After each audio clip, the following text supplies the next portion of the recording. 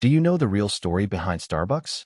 Most people see the green Starbucks logo, the famous siren, on every corner, but almost nobody knows how it started or the surprising secret that made it the most famous coffee company in the world. In this video, you'll discover the history of Starbucks and the company's secret of success. Everyone recognizes the green siren logo.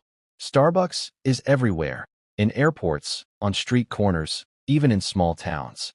But very few people know the story of the man who built it, and even fewer know the secret that turned a tiny coffee company into a global empire. This is the untold story of Howard Schultz, from a boy in Brooklyn public housing to the visionary behind Starbucks, and the surprising secret of his success. Howard Schultz was born in 1953 in Brooklyn, New York. His family lived in the Bayview housing projects, a world far removed from business suits and cappuccinos. His father, Fred, drove delivery trucks and did low-wage jobs without benefits. One winter, Fred slipped on ice, broke his ankle, and lost his job. There was no insurance, no safety net.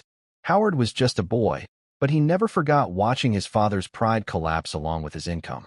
He later said, "I saw the fracturing of the American dream. It left a scar on me. I wanted to build a company my father never had a chance to work for." Sports became Howard's escape. He played football, basketball, anything to get out of the projects. A football scholarship to Northern Michigan University was his ticket to college, the first in his family.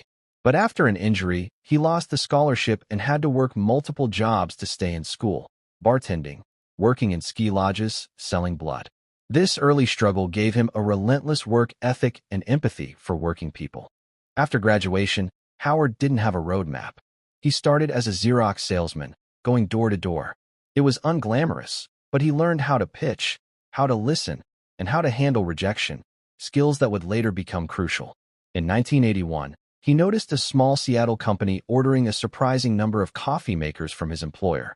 Curious, he flew to Seattle to see what was going on. That company was called Starbucks. At the time, Starbucks didn't sell drinks at all, just roasted beans and equipment. But Howard walked into their store and inhaled the rich aroma. It was a different world from instant coffee and styrofoam cups. "I knew I had to be part of it," he recalled. A year later, he joined Starbucks as Director of Retail Operations and Marketing. He was 29. In 1983, Starbucks sent Howard to an international housewares show in Milan, Italy. There, in the narrow streets lined with espresso bars, he had an epiphany. Italians didn't just drink coffee, they experienced it. The barista knew customers by name. The cafe was a third place between home and work. Howard thought, why can't we bring this culture to America? He returned to Seattle fired up with the idea of transforming Starbucks from a bean cellar into an espresso bar experience. But when he pitched it to the founders, they said no. They loved coffee beans, not running cafes. They thought his idea was too risky. It was a turning point. Howard could stay, safe but frustrated, or take a leap. In 1985, Howard left Starbucks and started his own coffee bar called Il Giornale. He raised $1.6 million from 242 investors, mostly small contributions, because big banks and wealthy backers weren't interested. He borrowed office furniture. His wife, Sherry, supported him despite the uncertainty. Il Giornale was a hit. People lined up for lattes and cappuccinos. Then, rare in the U.S., Howard personally worked the counters, learning every detail. He wasn't just selling coffee. He was creating an experience. 2 years later, Starbucks founders decided to sell their 6 stores and roasting plant. Howard seized the chance. He scraped together $3.8 million from investors, bought Starbucks, and merged it with Il Giornale. Finally, he had both the brand and the vision. From 1987 to 1992, Starbucks grew from 17 stores to 165. They expanded to Chicago, Vancouver, then across the U.S. In 1992, Starbucks went public, raising $25 million. The stock soared.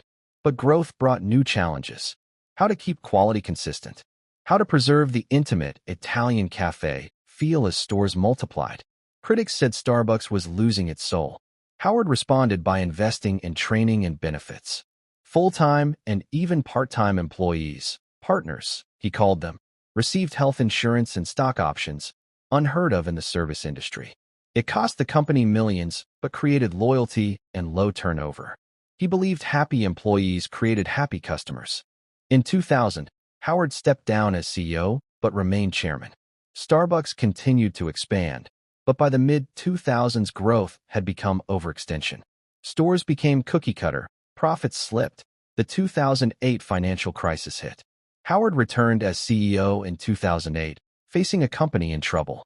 He closed hundreds of underperforming stores, retrained baristas, and slowed growth to restore quality. He also launched new initiatives: ethical sourcing of coffee, free Wi-Fi, and the Starbucks loyalty card.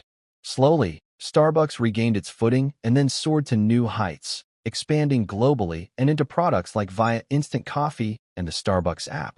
People often ask Howard Schultz for the secret of Starbucks' success. They expect a formula about pricing or marketing. But Howard gives a different answer. He says Starbucks was never just about coffee. It was about experience and culture. He built a third place where people felt welcome. He built a company that treated employees as partners. And he never forgot his father's broken ankle and lost job. He wanted a business where dignity mattered as much as profit. This human-centered approach became Starbucks' competitive edge. Competitors could copy drinks, but not culture. Today, Starbucks has more than 30,000 stores worldwide. Howard Schultz has stepped down again, but his imprint remains. His journey offers lessons for anyone with a dream. Vision matters. See what others don't, like espresso bars in Milan. Take the leap. Leave the safe job if you believe in your idea. Build culture. Treat people well. Culture scales better than products. Reinvent. When things go wrong, return to your core values and rebuild. From a boy in Brooklyn public housing to leading a global company, Howard Schultz shows that success isn't about selling a product. It's about believing in a vision and building it with people for people. This was the untold story of Howard Schultz and the real secret behind Starbucks' success. Not coffee, but culture. Not profit first, but people first. That's the lesson for anyone dreaming of their own Starbucks someday. Please subscribe and like this video for more stories. Thanks for watching.